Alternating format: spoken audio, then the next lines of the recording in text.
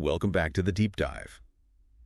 You know, it really feels like we're not just watching history unfold these days. No, it feels like we're living right smack in the middle of it. Exactly. Every headline, every single news alert, it just seems to carry this extraordinary weight. From conflicts escalating, reshaping alliances, to citizens rising up in protests across continents. And then there's that relentless creeping shadow of, well, our planet's changing climate. It's a lot to process. It really is. So our mission today is to try and cut through some of that relentless noise, give you a shortcut maybe to understanding the chaos, the courage, and just the sheer complexity of it all. Help you feel genuinely well-informed without, hopefully, the overwhelm. And that's precisely what this deep dive is for. We've pulled together a pretty diverse stack of sources trying to understand not just what's happening, but why it matters. And crucially, how these things that seem separate, these global events, are actually interconnected. Because in a world just saturated with information, figuring out what's truly significant, well, it can be overwhelming. Yeah. We're here to help connect those dots, find those deeper insights for you. Okay, let's dive in then. We really have to start with what has unequivocally dominated global attention. The Israel-Iran conflict. The big one. It got that name pretty fast, didn't it? Yeah. The 12-day war. And then President Donald Trump declared a ceasefire on June 23rd. Announced the conflict was effectively over. Right. And for a moment, you could almost feel the world holding its breath, then letting out this collective sigh of relief. Yeah, but the sequence of events leading up to that declaration, that's where it gets interesting. Sure. According to sources like The Hindu, CNN, Yeah. this resolution came just 2 days after some pretty significant U.S. airstrikes. Oh, okay. On June 21st, the U.S. hit what are seen as Iran's most critical nuclear facilities. We're talking Fordo, Natanz, Isfahan. Key sites. Exactly. These aren't just any locations. They're central to Iran's uranium enrichment, heavy water production. It's the heart of their program, really.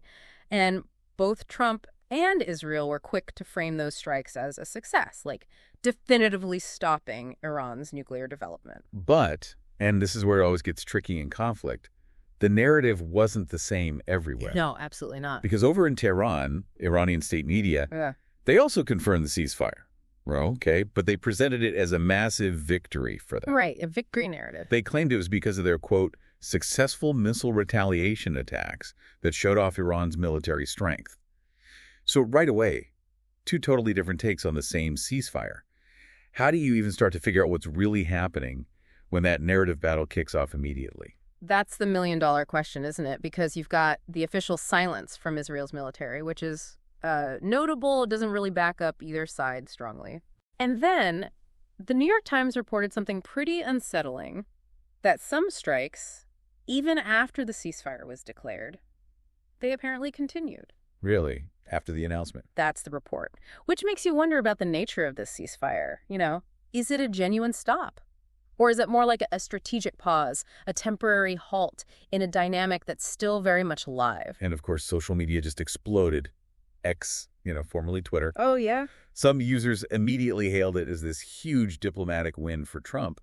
But then you had others, like at Midas who were deeply skeptical, questioning the whole thing, calling it basically just a victory speech without a real victory. Yeah, and to really get this current moment, you have to rewind just a bit to how it actually started. Right, it didn't begin with the ceasefire. No, it kicked off on June 13th. Israel launched a surprise attack directly hitting Iran's nuclear infrastructure. That was the spark.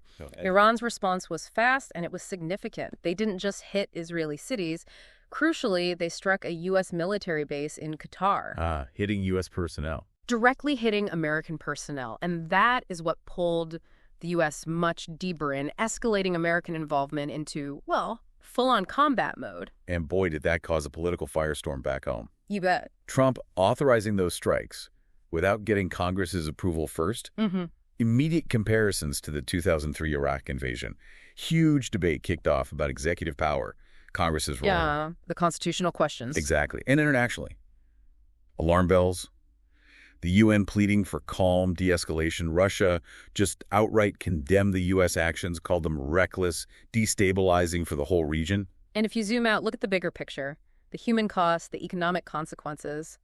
They're already profound. It doesn't really matter who claims victory on that front. What are we seeing there? Well, Iranian reports confirmed at least 9 of their security officers killed in Yazd. 2 media workers died in Tehran. thousands more injured, civilians caught in the middle across both countries. Awful. But the ripple effect goes way beyond the immediate area. Iran has explicitly threatened to close the Strait of Hormuz. Wow. That's huge, isn't it? It's enormous. Think about it. 1/5, 20% of the entire world's oil passes through that narrow channel. 1/5. If they close it, it's not just a regional problem. It would trigger massive global economic disruption. You'd likely see an unprecedented spike in oil prices, a complete rethinking of energy supply chains. You're already seeing the effects. We're already seeing countries like India actively trying to diversify their oil sources, basically bracing for that potential chokehold. Just the threat alone could reshape global energy markets for years. So circling back to this ceasefire, what does it all add up to? Is it real peace or, like you said, just a pause? It feels fragile. Yeah. With both sides claiming victory, these unsettling reports of continued strikes, it feels less like a solid peace deal and more like a powder keg with a very shaky lid. Ready to blow again. It seems like the battle for the narrative is almost as important as the battle on the ground now. It often is. Okay, so moving from that geopolitical chessboard where leaders are making these huge decisions, let's shift focus. Let's turn to the streets, where a different kind of power is being asserted. Yeah, the power of the people. Exactly. People demanding change. All around the world, global protests are erupting. It's really a powerful statement, isn't it? We saw that photo series from the Deccan Herald just yesterday. Powerful images of ordinary people standing up, speaking out. Yeah, we've seen some really vivid examples of this collective uprising lately. In London, you had massive crowds marching, demanding accountability from their government. What were the specific issues there? Well, the reasons seem a bit murky, kind of broad.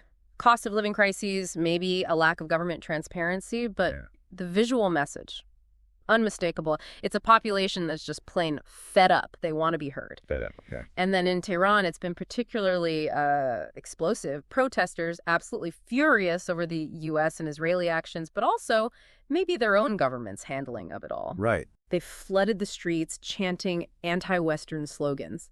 It really highlights that tension between the official victory narrative and the public's visible anger and maybe disillusionment.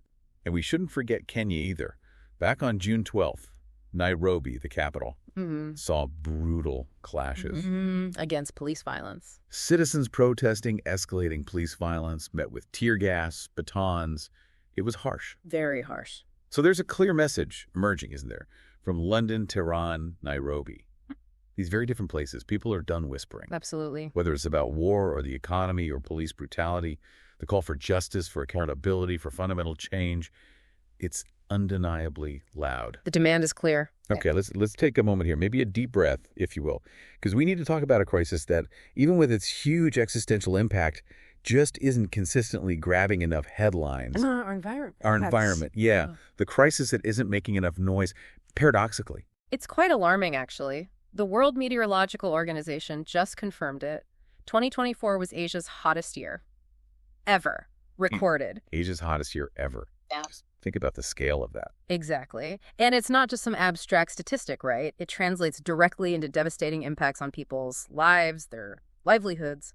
We're seeing unprecedented heat waves like in Srinagar, India. Communities just struggling to cope. What does that look like on the ground? It means crops failing, leading to food insecurity. Yeah. It means power grids buckling under the extreme temperatures, causing blackouts, disrupting everything. And yet, despite these flashing red lights, climate change still rarely cracks the top 5 global headlines. It's pushed aside by more immediate conflicts or political dramas. And if we connect this environmental stress to the immediate human cost, look at Gaza, that humanitarian catastrophe unfolding there. It's heartbreaking. The UN reports over 55,000 pregnant women are at extreme risk right now.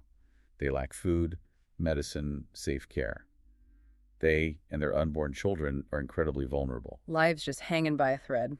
These aren't abstract numbers. These are mothers, babies, forgotten amidst conflict and resource scarcity. And you have to think, the climate crisis, making resources scarcer, causing displacement, it just quietly makes these situations worse. It absolutely exacerbates them. And what's truly disheartening, maybe even shocking, is the global response to these soaring humanitarian needs. What's happening with aid?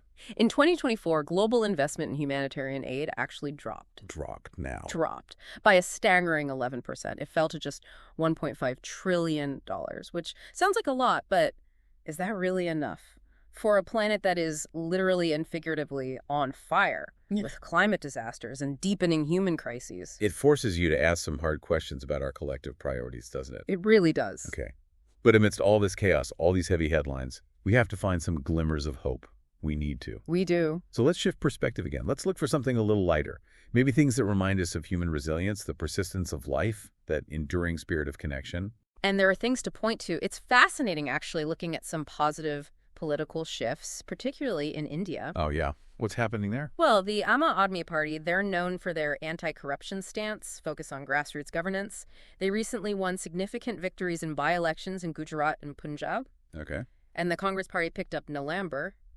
These wins taken together might suggest that voters are increasingly looking for, well, something different. A shift away from the status quo? Perhaps signaling a broader trend, maybe globally, where people are tired of traditional politics and are actively rewarding new approaches, new leadership. It shows the power of the citizen's voice, you know? Yeah, absolutely. And then there's just the vibrant world of culture and entertainment.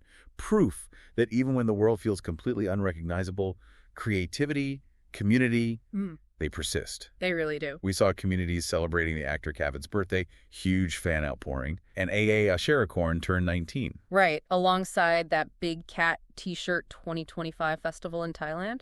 Which is a major culture and music event, right? Yeah. Draws huge crowds, reflects that vibrant youth energy in Southeast Asia. It does. And have you heard about Pilot Remain the series? I've seen it mentioned.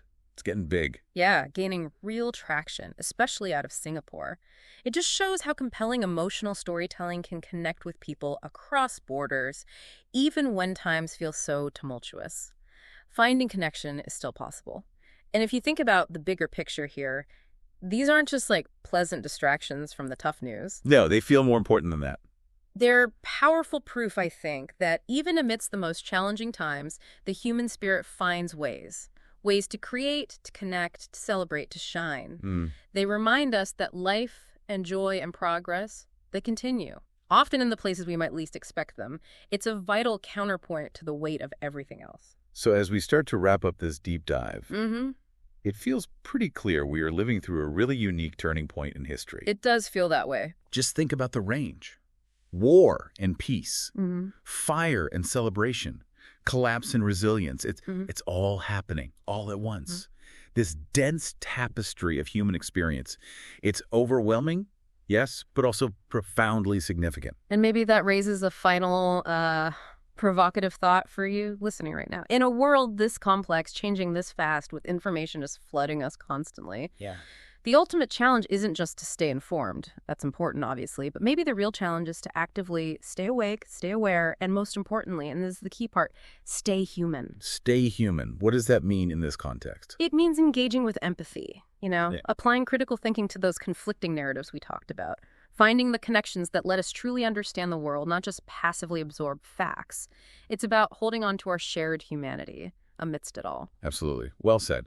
We really hope this deep dive has given you a clearer picture, maybe some essential context, perhaps even some tools to continue your own reflections. Keep asking questions. Keep asking questions. Keep digging for those deeper insights, and keep seeking out that profound understanding. Thank you for diving in with us today.